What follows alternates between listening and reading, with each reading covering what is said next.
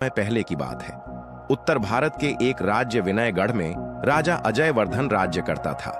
वह वीर, न्यायप्रिय और धर्मनिष्ठ राजा था।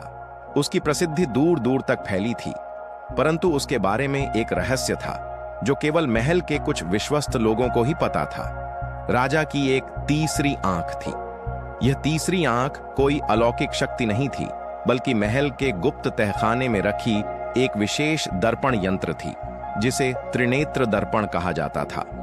इस दर्पण में राजा रात के समय राज्य की घटनाओं को देख सकता था, जैसे कि वह स्वयं वहां मौजूद हो। यह यंत्र उनके पूर्वजों को एक तांत्रिक से प्राप्त हुआ था और पीढ़ी दर पीढ़ी इसकी रक्षा होती रही थी।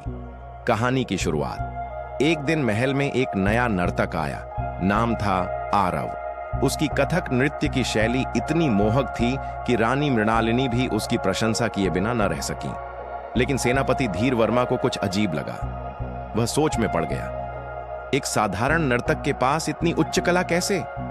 राजा को भी आरव की आंखों में कुछ गूढ़ प्रतीत हुआ, जैसे वह केवल नर्तक नहीं, कुछ और भी है। रहस्य गहराता है। रात में राजा ने त्रिनेत्र दर्पण के सामने ध्यान लगाया और पूछा, त्रिनेत्र, बताओ कौन है यह आरव?